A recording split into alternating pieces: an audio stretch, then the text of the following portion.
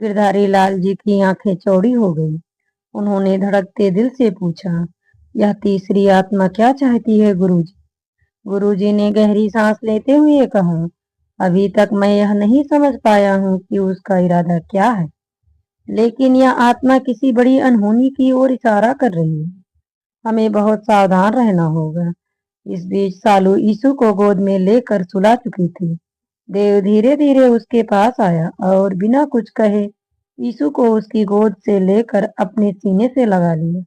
उसने सालू की आंखों में देखते हुए नर्म स्वर में कहा, तुम बहुत थक गई हो, जाओ आराम कर लो। सालू ने देव की ओर देखा। उसके चेहरे पर एक नई कोमलता और अपनापन था, जो उसने इससे पहले कभी नहीं देखा था। वह बिना कुछ कहे कमरे की ओर चली गई।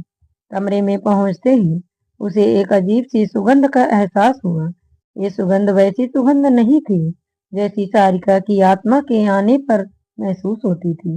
यह कुछ अलग थी, जैसे किसी मर्द की मौजूदगी का एहसास।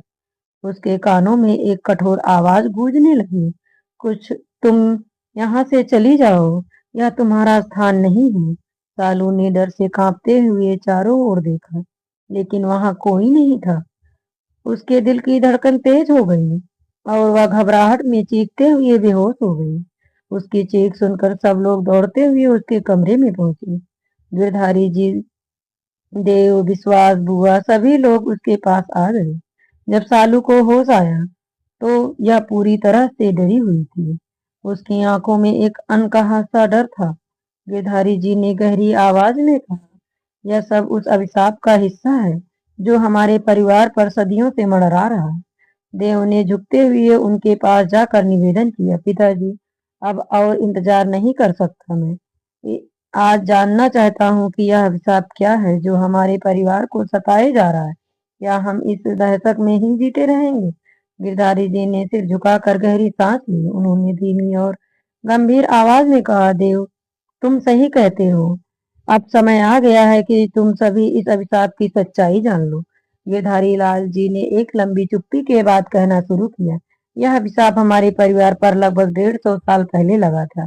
तब से अब तक इसने हमारे परिवार की 6 औरतों की बलि ले ली है और अब इसकी नजर 7वीं पर है, जो सबसे ज्यादा खतरनाक साबित होने वाली है। वह 7वीं कौन है, यह अब स्पष्ट समझ में आ रहा था। सालू की आंखों में डर और चिंता की लहर दौड़ गई।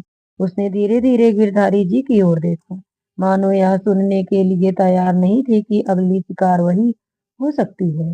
देव ने उसकी कांपती हुई उंगलियों को थाम लिया, मानो उसे विश्वास दिला रहा हो कि वो उसे किसी भी हाल में इस अभिशाप से बचा लेगा।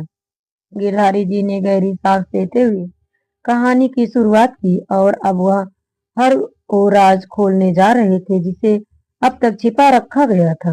गिरधारी लाल जी ने एक गहरी सांस ली और अपनी आवाज में दर्द और इतिहास की गूंज लेकर बोले, हमारे परिवार पर यह अभिशाप एक पुरानी और दुखद कहानी से जुड़ा हुआ है। यह कहानी सन 1911 की है, जब हमारा देश स्वतंत्र अंग्रेजों का गुलाम था। उस समय मेरे दादाजी श्री किशन डालमिया सूरत के जाने माने व्यवसायी थे।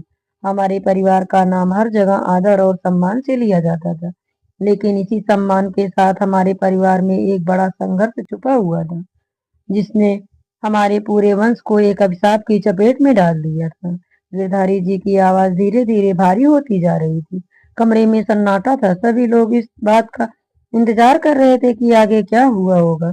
कालू और देव भी ध्यान से सुन रहे थे और उनके चेहरे पर चिंता और भय की लकीरें खिंच रही थी। किशन डालमिया जी के बेटे ब्रिज डालमिया थे। ब्रिज पढ़ने लिखने में बहुत तेज थे और उनकी ख्वाहिश थी कि वे कोलकाता जाकर यूनिवर्सिटी में पढ़ाई करें, मगर किशन डालमिया जी, जो अपने वसूलों और गुस्सैल स्वभाव के लिए जाने जाते थे, चाहते थे कि ब्रिज उनका पारिवारिक व्यवसाय संभाल ले। इस बात पर ब्रिज और किशन डालमिया के बीच बहुत गहरा मतभेद हो गया।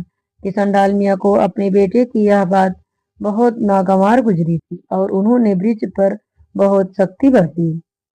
अपने पूर्वजों की कहानी सुनाते हुए गिरधारी जी की आंखों में एक चमक उभरी, मानो वह अपने पूर्वजों का संघर्ष देख रहे हो। उन्होंने आगे कहा, किशन डालमिया के छोटे भाई विभव डालमिया, जो आधुनिक विचारों के थे, ब्रिज का पक्ष लेते थे, विभव ने किसी तरह अपने बड़े भाई को मना लिया कि ब्रिज को कोलकाता जाकर पढ़ने दिया जाए। किशन डाल मियाँ मान गए, मगर उनके दिल में एक खटास घर कर गई। देव और सालू की उत्सुकता और बढ़ गई।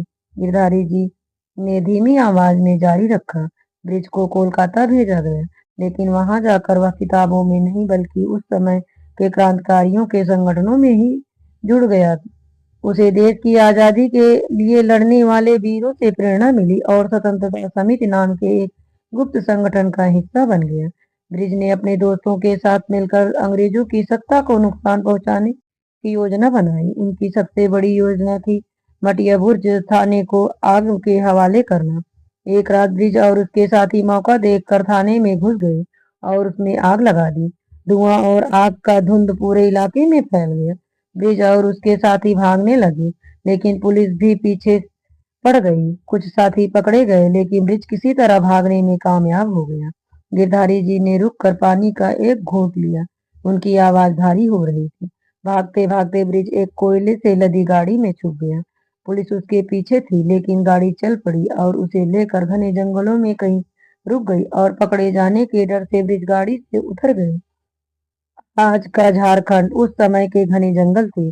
ब्रिज ने खुद को जंगल के बीचों बीच पाया, जहाँ ना कोई रास्ता ना कोई उम्मीद।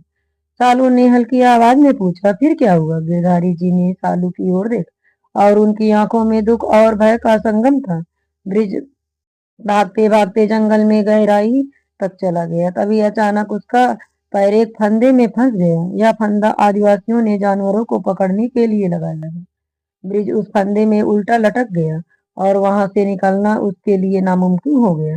आदिवासियों ने उसे देखा और उसे अपने गांव ले गए। देव और सालू ने एक दूसरे की ओर देखा। दोनों की आंखों में अनकहा सा डर था। गिरधारी जी की आवाज धीमी हो गई थी, जैसे वह किसी दर्दनाक घटना का जिक्र कर रहे हो। आदिवासियों ने ब्रिज को बलि देने का फैसला किया। उनके विश्वास के अनुसार ब्रिज का बलिदान उनके कबीले को किसी बड़े संकट से बचा सकता था। ब्रिज को 1 घंटे से बांध दिया गया था और उनके ओझा ने बड़ा सा फरसा उठाया ब्रिज के सिर पर वार करने के लिए।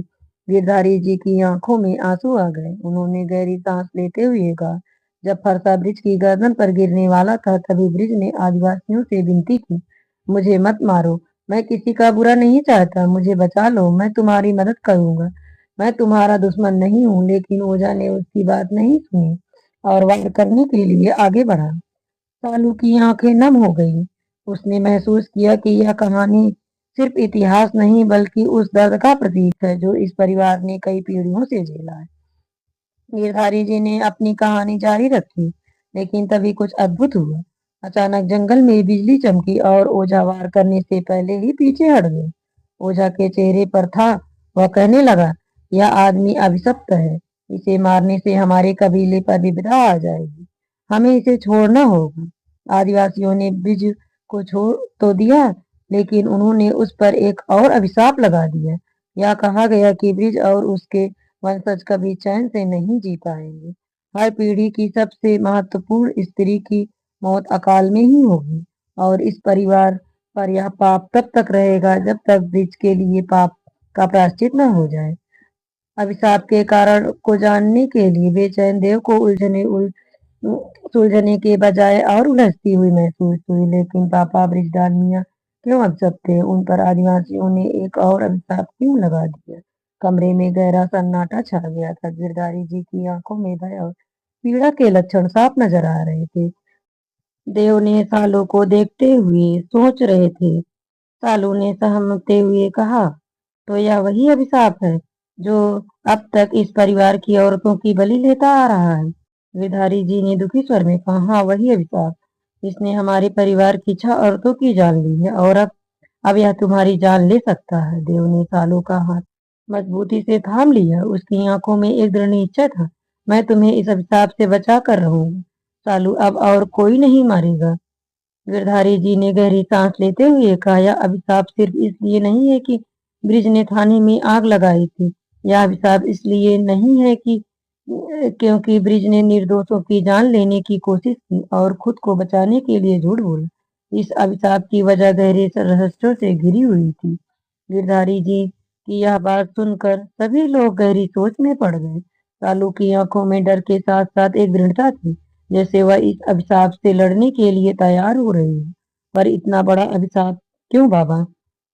आखिर ब्रिजडालमिया जी ने ऐसा क्या किया था जो वे अभिशप्त थे? सालू ने उत्सुकता से और पूछा। सालू का सवाल सुनकर गिरधारी लाल जी कुछ देर खामोश रहे, जैसे अतीत के दर्द को दोबारा जी रहे हों। उन्होंने गुरुजी की ओर देखा, जो गंभीर मुद्रा में बैठे थे। गुरुजी ने लंबी सांस ली और धीरे से बोले, इसके आगे की कहानी मैं बताऊंगा। गुरुजी ने कहना शुरू किया। ब्रिजडालमिया क्रांतिकारी गतिविधियों में गहरे से शामिल हो गए थे। वह सिर्फ कोलकाता ही नहीं बल्कि कई दूसरे शहरों में जाकर भी अंग्रेजों के खिलाफ काम करने लगे। उनकी क्रांति की लहरों ने कई जगहों पर अंग्रेजी हुकूमत को हिला दिया था। लेकिन तभी एक ऐसा हादसा हुआ जिसने उनके जीवन और इस परिवार के भविष्य को पूरी तरह बदल कर रख दिया। गुरुजी की आवाज में गंभीरता और दर्द था। उन्होंने आगे कहा, ब्रिज को एक दिन पता चला कि एक अंग्रेज अफसर ने जबरदस्ती एक हिंदुस्तानी औरत से शादी कर ली है और शहर में रह रहा है। ब्रिज ने अपने दोस्तों के साथ मिलकर उस अफसर से बदला लेने की योजना बनाई थी। वे उस अंग्रेज अफसर को खत्म करना चाहते थे। एक दिन मौका देखकर उन्होंने उसकी हत्या कर दी। गिरधारी जी ने एक लंबी सांस ली, मानो वह उस दर्द को फिर से जी रहे हो जो उनके परिवार ने सदियों से सहा था। गुरुजी ने अपनी कहानी जारी रखते हुए कहा, उस अंग्रेज अफसर की हत्या के बाद ब्रिज को सच्चाई का पता चला। वह अंग्रेज अफसर कोई अत्याचारी नहीं था। उसने दरअसल एक हिंदुस्तानी विधवा की जान बचाई थी, जिसे उसके घर वाले सती प्रथा के तहत जलती चिता में धकेलने वाले थे। उस अंग्रेज अफसर ने उस विधवा को न केवल बचाया बल्कि उससे शादी करके उसे एक नई जिंदगी दी थी। जब उस विधवा औरत को अपने पति की हत्या का पता चला तो उसने ब्रिज को श्राप दे दिया कि उसके परिवार में जो भी औरतें बनकर आएंगी वे सभी किसी न किसी तरह मारी जाएंगी। कमरे में सन्नाटा पसर गया। हर कोई इस नए खुलासे से हिल चुका। देव और सालू की आंखें गुरुजी पर जमी थी, मानो वे इस कहानी के हर पहलू को समझने की कोशिश कर रहे हैं। गुरुजी ने अपनी बात जारी रखी। उस विधवा औरत ने श्राप देने के बाद आत्महत्या कर ली। आदिवासी कबीले के ओझा ने विधवा औरत के दिए हुए श्राप को दोहरा दिया और डालमिया परिवार की आने वाली पीढ़ियों को अभिशप्त कर दिया। और वहीं से इस दोहरे अभिशाप की शुरुआत हुई। लेकिन यह कहानी यहीं खत्म नहीं होती है। ब्रिज उस पाप को समाप्त करने के लिए हर संभव प्रयास करना चाहता था। एक दिन वह एक पहुंचे हुए संत के पास गया, जिसने उसे बताया कि उसके परिवार को शाप से मुक्त करने का एक ही तरीका है, टोडा बेटा के जंगल में स्थित एक देवी के मंदिर का पुनर्निर्माण। वह मंदिर जंगल के बीचों बीच था और उसे फिर मंदिर स्थापित करने के बाद ही ब्रिज और उसके परिवार को इस पाप से मुक्त मिल सकती थी। सालू ने धड़कते दिल से पूछा, फिर क्या ब्रिज डालमिया जी ने मंदिर का पुनर्निर्माण करवाया? गुरुजी ने एक दुख भरी मुस्कान के साथ कहा, नहीं, ब्रिज ने अपने जीवन का उद्देश्य बना लिया था कि वह उस मंदिर को खोजेगा और उसका पुनर्निर्माण करवाएगा। उसने सूरत वापस लौटकर अपने परिवार के साथ कुछ समय बिताया और कारोबार में ही हाथ बटाया, लेकिन उसके मन में हमेशा वह पाप मंडराता रहा। ब्रिज के माता पिता ने उसकी शादी करवा दी। शादी के बाद ब्रिज को एक संतान हुई। कुछ समय बाद ही उसकी पत्नी का निधन हो गया। पत्नी के निधन के बाद उसे यकीन हो गया था कि यह श्राप सच है और अब उसे कुछ करना ही होगा। यह सब बताते हुए गुरुजी की आवाज में एक अजीब सी थकावट थी। एक दिन ब्रिज ने घर छोड़ दिया और टोडा बेटा के जंगल की ओर चल पड़ा। वहां के घने जंगलों में देवी के मंदिर को खोजने की कोशिश की, लेकिन वहां के आदिवासी कबीलों में आपस की दुश्मनी थी। ब्रिज उन कबीलों के आपसी झगड़ों का शिकार बन गया। उसे बिना किसी कारण एक कबीले ने मार डाला। ब्रिज की मौत के बाद डालमिया खानदान में किसी की हिम्मत नहीं हुई कि वह उस मंदिर को ढूंढे और श्राप से मुक्ति दिलाए। तभी से यह अभिशाप इस परिवार पर मंडरा रहा है। कमरे में एक बार फिर सन्नाटा छा गया।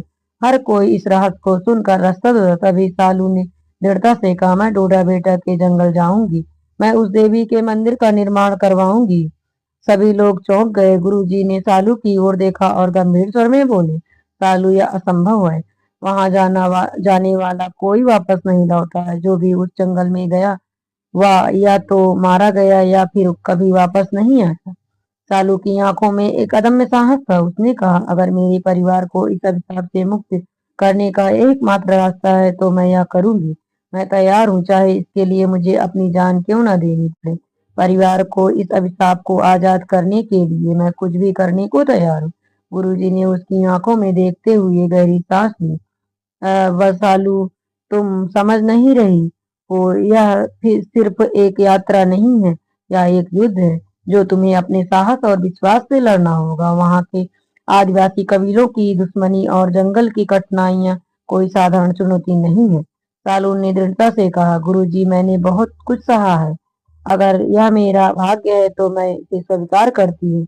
मैं उस मंदिर का पुनर्निर्माण करना चाहूंगी, चाहे मुझे इसके लिए कितनी भी चुनौतियों का सामना क्यों ना करना। देव, जो अब तक चुपचाप बैठा था, अचानक बोल पड़ा, नहीं सालू, मैं तुम्हें वहां अकेले नहीं जाने दूं। अगर तुम यह कदम उठाने का फैसला कर चुकी हो, मैं भी तुम्हारे साथ चलूंगा। सालू ने देव की ओर देखा। उसकी आंखों में भावुकता की गहराई थी। उसने धीरे से कहा, देव, यह मेरी लड़ाई है, मैं नहीं चाहती हूँ कि तुम किसी खतरे में पड़ो। देव ने उसके हाथ को थामते हुए कहा, अगर यह तुम्हारी लड़ाई है तो यह मेरी भी है। तुम अकेले नहीं हो सालू, हम साथ जाएंगे और इस अभिशाप से अपने परिवार को मुक्त करेंगे। सालू की आंखों में आंसू आ गए, लेकिन वह जानती थी कि यह लड़ाई अब दोनों की हो चुकी है। दोनों के दिलों में एक नई उम्मीद और साहस का जन्म हो चुका था। गुरुजी ने उन दोनों की ओर देखते हुए कहा, अगर तुमने यह फैसला कर लिया है तो तुम्हें देवी की कृपा की आवश्यकता होगी। यह यात्रा आसान नहीं होगी, लेकिन अगर तुम में विश्वास और साहस है तो शायद तुम सफल हो सको। देव और सालू ने एक दूसरे की ओर देखा और उनके दिलों में एक अटूट विश्वास जाग उठा। वे जानते थे कि यह यात्रा कठिन होगी, लेकिन वे तैयार थे हर चुनौती का सामना करने के लिए। क्या सालू और देव श्राप समाप्त करने का उपाय कर पाएंगे? रात के सन्नाटे में सब कुछ शांत था, मगर सालू और देव के दिलों में तूफान था। उन्होंने रोहोड़ा बेटा के जंगल में जाने का निर्णय तो कर लिया था, लेकिन यह यात्रा इतनी कठिन और खतरनाक होगी, इसका उन्हें आभास था। सालू अपने मन में आने वाले समय की कल्पना कर रही थी। उसका ध्यान बार बार यीशु पर जा रहा था। यह सोच रही थी कि उसकी अनुपस्थिति में यीशु का क्या हो, क्या वह उसके बिना खुश रह पाएगा। सालू ने अपने कमरे में जाकर देखा कि यीशु गहरी नींद में सो रहा है। उसकी मासूम सी सूरत देखकर सालू की आंखों में ममता उमड़ आई। वह धीरे से उसके पास बैठ गई और उसके सिर पर प्यार से हाथ फेरते हुए सोचने लगी, यीशु, मेरे बेटे, मैं ये सब तुम्हारे भविष्य के लिए कर रही हूँ। तुम्हें इस अभिशाप से मुक्त करने के लिए मैं कुछ भी करूंगी। देव ने सालू को इस तरह यीशु को सुलाते हुए देखा और उसके दिल में भावनाओं का एक सैलाब उमड़ पड़ा। उसे पहली बार सालू में वही ममता और त्याग दिखाई दिया जो उसकी पहली पत्नी सारिका में था। उसका दिल भर आया और वह धीरे से सालू के पास जाकर बोला, तुम सच में यीशु को वैसे ही चाहती हो जैसी उसकी माँ चाहती थी? देव ने सालू की ओर देखा। उसकी आंखों में आंसू छलक रहे थे। उसने हल्की मुस्कान के साथ कहा, देव, मैं यीशु को अपनी जान से भी ज्यादा चाहती हूँ, लेकिन हमें इस अभिशाप को खत्म करना होगा ताकि यीशु का भविष्य सुरक्षित हो सके। देव ने उसके हाथ को थाम लिया और गहरी सांस लेते हुए कहा, तुम मुझसे दूर जाकर यह सब करने की बात सोच भी कैसे सकती हो? मैं तुम्हें अकेला नहीं जाने दूंगा। तुम मेरी पत्नी हो और अब तुम मुझसे अलग नहीं हो सकती। ऐसा कहकर देव ने आगे बढ़कर सालू को अपनी बाहों में भर लिया और उसके ओठों पर अपने ओठ रख दिए। सालू ने खुद को देव के करीब महसूस किया, मानो अब उनके बीच कोई दीवार न रही। उसी समय गुरुजी ध्यान में बैठे हुए थे। उनकी आंखें बंद थी, मगर उनके मन की गहराइयों में उन्हें एक भयावह दृश्य दिखाई दे रहा था। एकाएक एक विशाल 7 फन वाला नाग सालू की ओर बढ़ रहा था। यह नाग सालू को निगलने की कोशिश कर रहा था और देव पूरे जी जान से उसे बचाने की कोशिश कर रहा था, मगर नाग के सातों फनों से अलग अलग तरह के विष निकल रहे थे और देव लगातार घायल हो रहा था। गुरुजी ने गहरी सांस लेते हुए ध्यान से बाहर आते हुए कहा, हे देवी माँ, जो कुछ मैं देख रहा हूँ वो बेहद डरावना है। कृपया देव और सालू की रक्षा करना। गुरुजी का चेहरा चिंता से भरा हुआ था। उन्होंने गिरधारी लाल जी को यह बात नहीं बताई, मगर उनके मन में आने वाले समय की भयावह स्पष्ट झलक दिखाई दे रही थी। इधर विश्वास अपने कमरे में बैठा हुआ गहरे विचारों में डूबा था। उसे याद आ रहा था कि गिरधारी लाल जी ने उसके और उसके परिवार के लिए कितना कुछ किया है। उनका प्यार, उनकी देखभाल हमेशा से विश्वास के दिल में बसी थी। आज का दिन कुछ अलग था। विश्वास ने अपने मन में निश्चय कर लिया था कि वह इस कठिन समय में देव और सालू को अकेला नहीं छोड़ सकता। वो अपनी माँ के पास गया और उनसे अपने मन की बात कही। उसकी माँ ने उसे देखा और कहा, बेटा तुम सही कह रहे हो। ऐसे समय में तुम्हारा कर्तव्य है कि तुम अपने भाई और भाभी का साथ दो। आखिरकार विश्वास ने गिरधारी लाल जी से जाकर कहा, मामा जी मैं देव भैया और सालू भाभी के साथ डोडा बेटा के जंगल में जाना चाहता हूँ। गिरधारी लाल जी ने चिंतित स्वर में कहा, नहीं विश्वास, मैं तुम्हें इस खतरे में नहीं डाल सकता। यह बहुत खतरनाक यात्रा है। लेकिन विश्वास ने दृढ़ता से कहा, मामा जी, जैसे राम जी के साथ लक्ष्मण जी गए थे वैसे ही मैं भी देव भैया और सालू भाभी के साथ जाऊंगा। यह मेरी जिम्मेदारी है। गिरधारी लाल जी ने उनकी बात सुनी और थोड़ी देर सोचने के बाद कहा, ठीक है, अगर यह तुम्हारा निर्णय है तो मैं तुम्हें रोकूंगा नहीं। लेकिन ध्यान रखना, यह यात्रा आसान नहीं होगी। इसके बाद विश्वास देव के पास गया और उसे बताया कि वह भी इस यात्रा में उनके साथ जाएगा। देव ने पहले तो मना किया, विश्वास, यह खतरनाक है, मैं नहीं चाहता कि तुम अपनी जान जोखिम में डालो। लेकिन विश्वास ने उसकी बात को काटते हुए कहा, भैया आप मेरे लिए राम जैसे हैं और भाभी सीता जैसी। मैं आपका लक्ष्मण हूँ और मैं आपके साथ हर कदम पर खड़ा रहूंगा। आप मुझे रोक नहीं सकते। देव ने विश्वास की बात सुनी और उसके चेहरे पर दृढ़ निश्चय देखा। आखिरकार उसने सिर हिला दिया और कहा, ठीक है विश्वास, अगर तुमने ठान लिया है तो मैं तुम्हें रोकूंगा नहीं। हम इस अभिशाप से मुक्त करने के लिए साथ जाएंगे। उधर साधु यीशु को सुलाने की कोशिश कर रही थी। वह उसके माथे पर प्यार से हाथ फेरते हुए सोच रही थी कि क्या मैं सच में ये सब कर पाऊंगी। यीशु के बिना क्या मैं यह यात्रा पूरी कर पाऊंगी। मगर वह जानती थी कि ये उसका कर्तव्य है। उसके बिना यह अभिशाप नहीं टूटेगा। उसने धीरे से यीशु को बिस्तर पर लिटा दिया और उसके गाल पर एक आखिरी बार प्यार से हाथ फेरा। वह अपने कमरे की ओर जाने लगी। तभी देव ने उसे रोक लिया। उसने उसके हाथ को थामते हुए कहा, सालू तुम अब मुझसे अलग नहीं हो सकती। तुम मेरी अर्धांगिनी हो और मैं तुम्हारे बिना नहीं रह सकता। सालू ने उसकी आंखों में देखा और एक अजीब सा सुकून महसूस किया। उसने अपने मन के डर को किनारे रखते हुए देव के करीब आकर कहा, देव अब हम एक ही रास्ते पर चलेंगे, चाहे जो भी हो। हम इसे साथ लेकर मिलकर पार करेंगे। देव ने उसे अपनी बाहों में कसकर भर लिया। दोनों के बीच जो दीवारें थी वे अब पूरी तरह टूट चुकी थी। उन दोनों के दिलों में एक नया विश्वास जाग उठा था। गुरुजी अपने कमरे में देवी माँ से प्रार्थना कर रहे थे, हे देवी माँ, इन दोनों की रक्षा कर दो। इनकी यात्रा कठिन होगी, लेकिन मुझे विश्वास है कि तुम्हारी कृपा से ये अपने परिवार को अभिशाप से मुक्त कर सकेंगे। देव और सालू अब अपने मिशन के लिए पूरी तरह तैयार थे। उनके दिलों में डर तो था, लेकिन एक दूसरे के साथ का विश्वास उस डर पर भारी था। दूर कहीं से सारिका की आत्मा देव और सालू को एक होते हुए देख खुशी के आंसू बहा रही थी और मन ही मन सालू की कामयाबी की प्रार्थना कर रही थी। देव एयरपोर्ट जाने के लिए गाड़ी में सामान रखने लगा था और सालू गिरधारी जी से आशीर्वाद लेकर गाड़ी पर बैठने वाली थी। तभी दोस्तों, कहानी अभी जारी है। नेक्स्ट पार्ट हम जल्द लेकर आएंगे। आपको कहानी कैसी लगी कृपया कमेंट में बताएं और वीडियो को लाइक शेयर और चैनल को सब्सक्राइब करें। धन्यवाद दोस्तों।